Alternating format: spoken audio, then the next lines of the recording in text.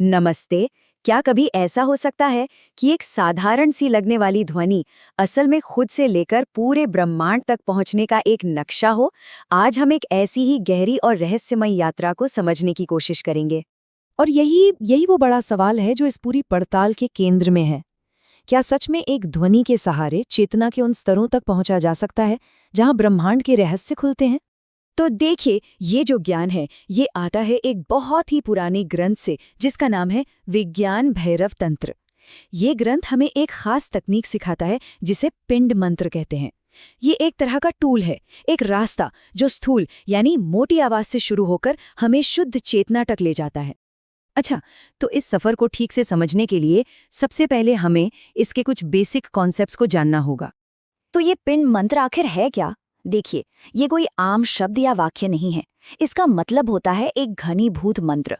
मतलब एक ऐसा मंत्र जिसमें हर अक्षर, हर ध्वनि बिल्कुल अलग और स्पष्ट हो। सबसे बेहतरीन उदाहरण है ओम, जो असल में अ, उ और म इन तीन अलग अलग ध्वनियों का मेल है। अब यहाँ एक बहुत ही जरूरी शब्द आता है, उच्चारण। हम सब उच्चारण का मतलब बोलना या जपना समझते हैं, है ना? लेकिन तंत्र में इसका मतलब बिल्कुल अलग है। यहाँ इसका अर्थ है ऊर्जा का लगातार ऊपर की ओर उठना, एक बहाव जो स्थूल से शुरू होकर सूक्ष्म की तरफ जाता है। तो ये सिर्फ बोलना नहीं, ये एक तरह का आरोहण है, एक चढ़ाई है।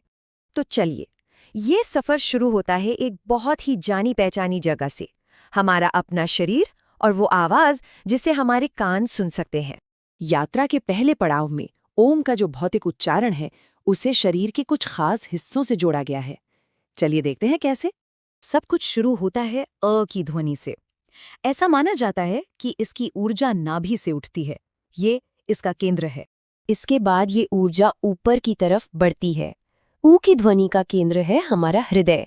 तो अब देख रहे हैं एक साफ साफ ऊपर की ओर गति है। और आखिर में म की ध्वनि, ये मुंह या हमारे तालू पर आके खत्म होती है और यहाँ पर ध्वनि का जो भौतिक रूप है वो पूरा हो जाता है। अब इस स्टेज पे ना समय का एक बहुत बड़ा रोल है। यहाँ हर ध्वनि को मात्रा में नापा जाता है। मात्रा मतलब समय की एक इकाई, जितना वक्त एक छोटे अक्षर को बोलने में लगता है। सब कुछ एक नपीतुली स्थिर लय में होता है। अच्छा, अब यहाँ से चीजें और दिलचस्प होने वाली हैं। अब हम आवाज के दायरे से निकलकर अंदरूनी कंपनों की दुनिया में प्रवेश कर रहे हैं। तो अब ध्वनि बाहर नहीं है, वो अंदर है। एक खामोश कंपन जो सिर के अंदर कुछ बहुत ही सूक्ष्म ऊर्जा केंद्रों से होकर गुजरता है। ये यात्रा भौहों के बीच बिंदु से शुरू होती है, फिर माथे पर अर्धचंद्र तक, उससे ऊपर निरोधिनी, फिर सिर के अंदर नाद और आखिर में सिर के बिल्कुल ऊपर नादांत तक पहुंचती है। इस सूक्ष्म दुनिया में एक बहुत ही कमाल की बात होती है। यहाँ समय की गति बदल जाती है, वो तेज हो जाता है। अब नापने की इकाई मात्रा नहीं बल्कि अर्धमात्रा है, यानी आधा समय।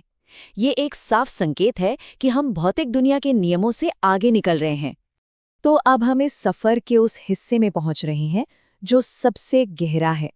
हम शरीर और यहाँ तक कि सूक्ष्म मन की सीमाओं को भी पार करने वाले हैं। देखिए, ये यात्रा सिर के ऊपर भी खत्म नहीं होती। ऊर्जा यहाँ से भी और ऊपर उठती है।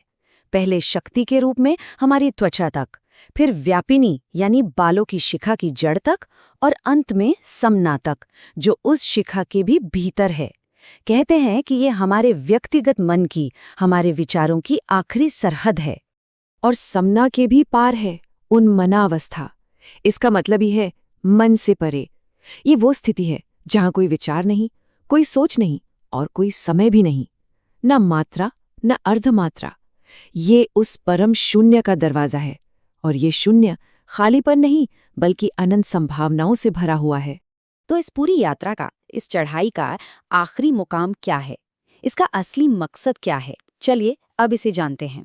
विज्ञान भैरव तंत्र इसका सार एक बहुत ही पावरफुल सूत्र में देता है जो कहता है, इसका मतलब है शून्य के उच्चार से, यानी उस शून्य में उठने से व्यक्ति शिव बन जाता है। ध्यान दीजिए, लक्ष्य शून्य को महसूस करना नहीं है बल्कि खुद शून्य हो जाना है, उसमें मिल जाना है। और हाँ, यहाँ एक बात साफ करना बहुत जरूरी है। जब हम शिव या भैरव कहते हैं तो यहाँ इसका मतलब किसी भगवान या देवता से नहीं है।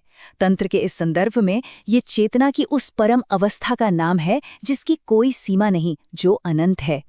तो अगर हम पूरी चीज को देखें तो ये एक व्यक्ति के अपने छोटे छोटे प्रयासों से शुरू होने वाली यात्रा है, जिसे आर्णव उपाय कहते हैं, और ये यात्रा खत्म होती है उस परम चेतना में विलीन होकर, जिसे शांभव अवस्था कहा जाता है।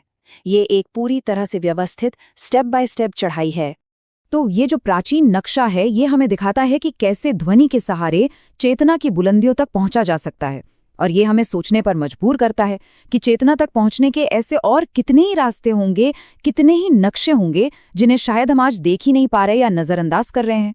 सोचने के लिए एक दिलचस्प ख्याल है।